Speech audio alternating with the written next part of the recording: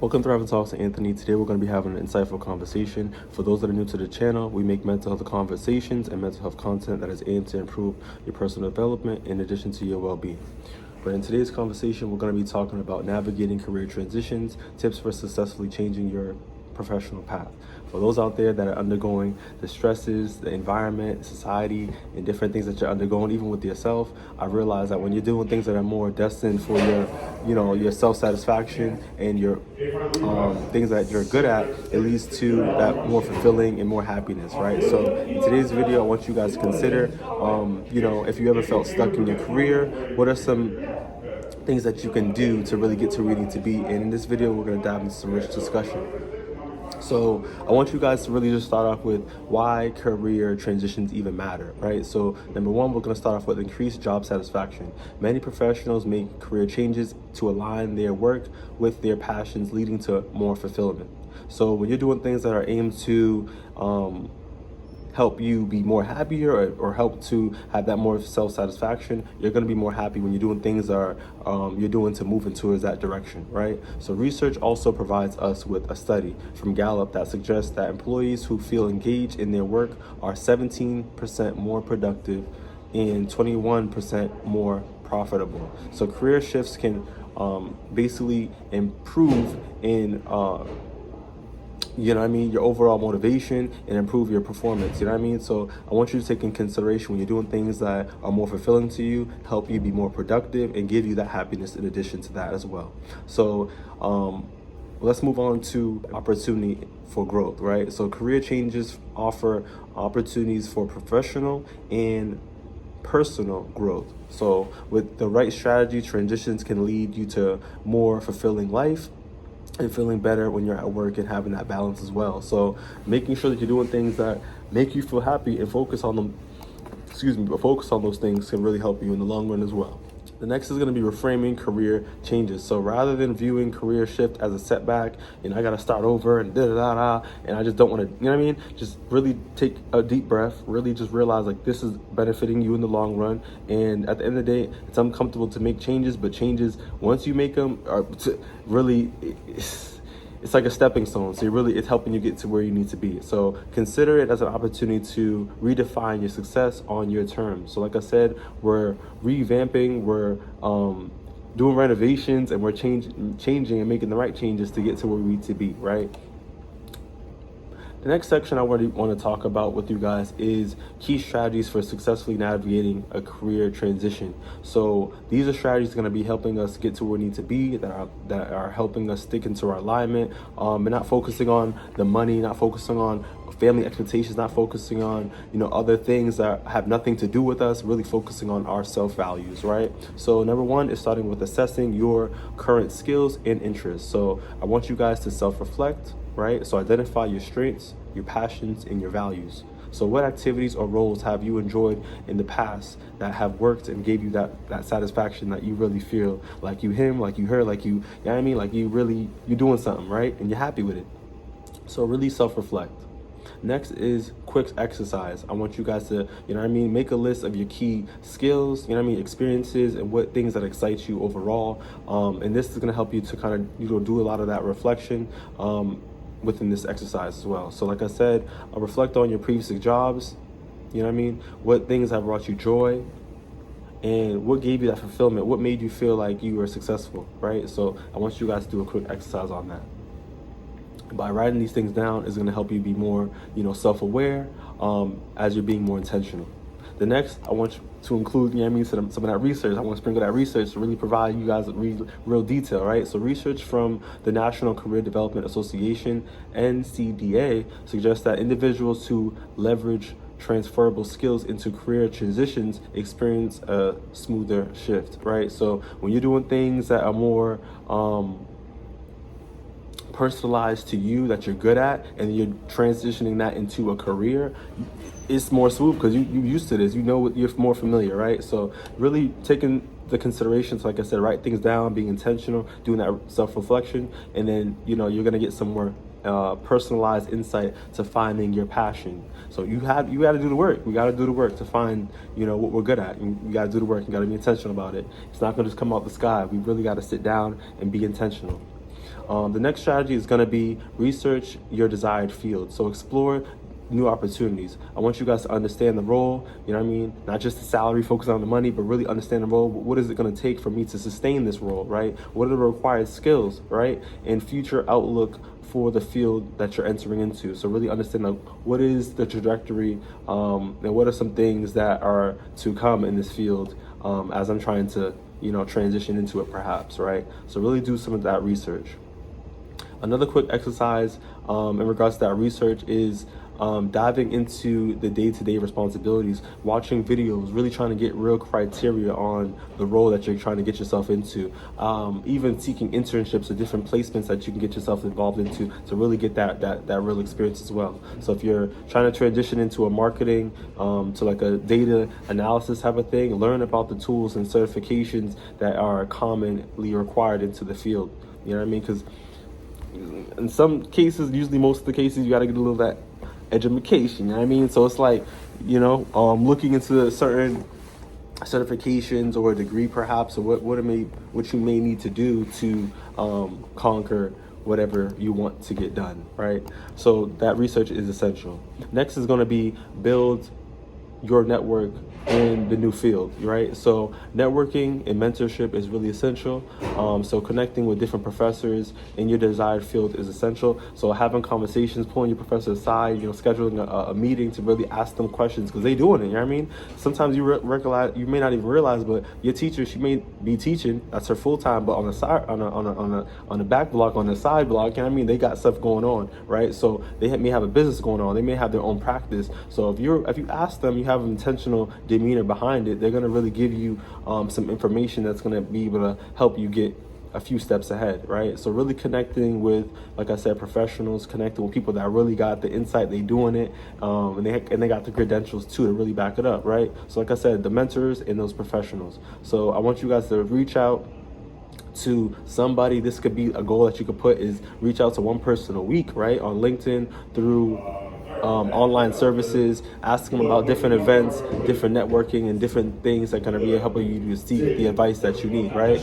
Research includes, right, when we're doing, like I said, we're seeking that networking. Research includes from a study of the National Bureau of Economic Research, includes for individuals who are networking during career transitions, increase their chances of success by 20%. Right, so we're really actively doing the work. We're navigating. We're not just talking about it, but we actively doing the work. And we're using these approaches. We're going to set ourselves up for success by 20%. Right. The next section I want to talk to you guys about is bridging the gap when it comes to education and skill development. So tune in. So identifying skills and the gaps in understanding the qualifications and the competencies of what we need to get into the field is essential, right? So like I said, some folks may have the luxury of just having connections, which is good. Like I said, they do using the connections, and they may have leverage on that end, but really understanding the qualifications is essential, because we need that to get the job, right? Or even be a good competitor for it. So taking the time, which is an actionable step I want you guys to take into consideration, is to take an online course perhaps, attend workshops, pursue different certifications to gain relevant experience to get to where you need to be. For me to be talking to you this way and really have this passion is because I really truly want to do this work. I'm not doing this just to be here. I'm not just doing this for the money. I really truly want to pour into you. I really want you to get to where you need to be, and I mean what I say, and I'm actively doing the things I need to do to get to where I need to be. I'm currently in grad school to be able to help individuals reach the best potential, right? So I had to start from the community college level. I had to build the bricks. I had to, sit down with the advisors, sit down with the professors, sit down and go to different workshops, do things that were going to be able to benefit me for the long run. Some rooms you're going to be in because you chose to be there. You chose to take the seat. You chose to grab that brochure and make the time, right? So really being intentional, like I said throughout the video, like I said, seeking the right qualifications to get to where you need to be. So for example, I want to provide for you, if you're transitioning from a finance career to a tech career, consider learning about different coding languages or attending boot camps. So like I said, those workshops. general accessibility for Code Academy, right?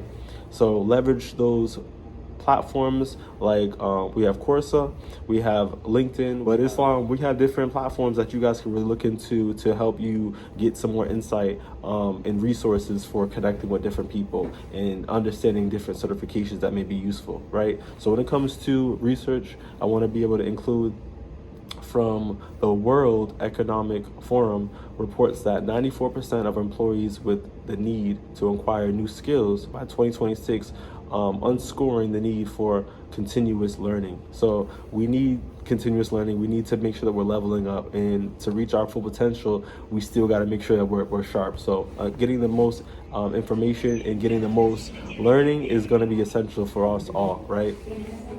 To be the best, we gotta keep grinding like the best. Just because you Kobe on the floor, you dropping 40, you got another person right behind you that is grinding to take that man's place. So you gotta make sure you're consistent, you're sharp. So really recognizing that as well. The next section I want to bring into consideration is embracing the mental health and emotional aspects of career transitioning, right? So this transition could be tough, you know what I mean? Like I said, you have people projecting on you, family expectations, you have your own self that you're hard on yourself, your own mental health diagnosis that you're going through, the different aspects that I want you to take into consideration when you're dealing with that self-sabotage. So be easy on yourself, you know what I mean? Give yourself that self-compassion. But let's dive into some of those components. So overcoming fear and self-doubt. So acknowledge that your career changes are often accompanied by unclarity, right? So using mindfulness, resilience practice, and positive affirmations to stay grounded is essential. You really want to make sure that you're taking care of yourself. No one knows you better than anybody else, so really taking this into consideration of, like I said, that self-sabotaging behaviors and that self-doubt. You will get to where you need to be when you start giving yourself what you need to be what you need to be, and that's positivity. So strategy is really practicing and reframing from, like I said, those negative thoughts. So instead of saying I will fail, you should say, or try, right, with saying, what if this is the best move I ever made, by taking a leap of faith, right? Really just accepting the change. The next section is going to be building resilience, and when it comes to career transitions, it is often comes from setbacks, right? So it's important to remain patient, stay flexible, and celebrate small wins along the way, right? You don't need to, I say this all the time, you don't need to have the Bentley and all these exotic vehicles and all the chains around your neck to really be happy. You're making the steps, you're trying, you're giving yourself the steps that you need to get to where you need to be. Celebrate, pat yourself on the back, and go out to eat. Do something small, you know what I mean? And this is going to be able to help you regain the strength and regain the energy that you need to get to where you need to be as well when you are building that resilience, right?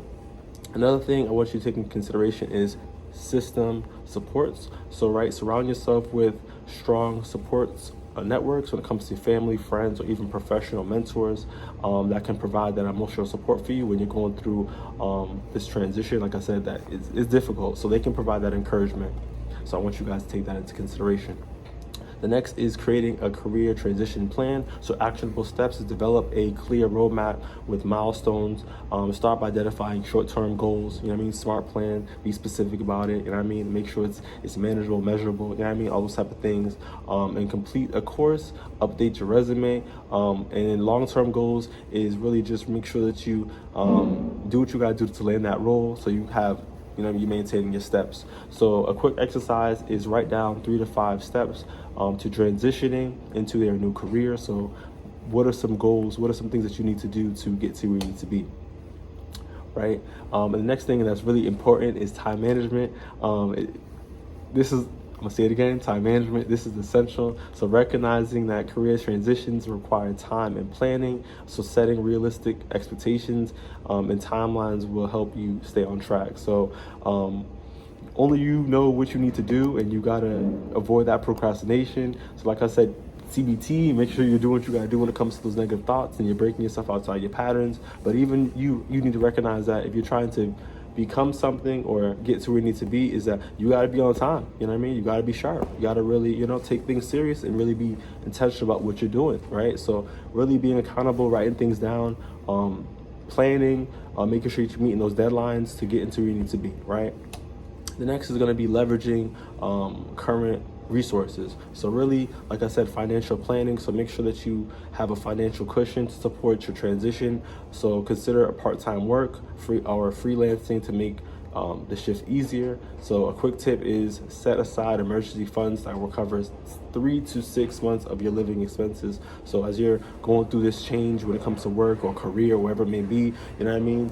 Even school, a lot of these things that you got may going on. Some people have families, so if you have a baby on the way, it may be, everybody's situation may be different, right? So but really reassessing yourself before you just jump, really make sure that you are thinking realistically, you're being intentional, and like I said throughout the videos, reaching out to different resources, right?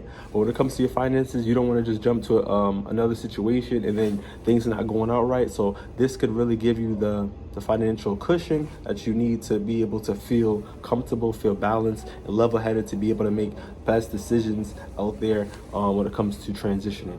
The next is going to be utilizing professional resources. So work with career coaches, attend webinars and, like I said, workshops, and join industry-specific groups to gain insight when it comes to your new field. So like I said, step out there, step out your comfort zone, do what you got to do to get more insight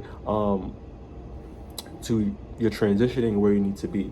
And then lastly, I just want to give you all some final tips when it comes to successful career transitioning is be patient with yourself, right? Don't rush the process. Good things take time. Stay committed to yourself, love yourself, and things will get better.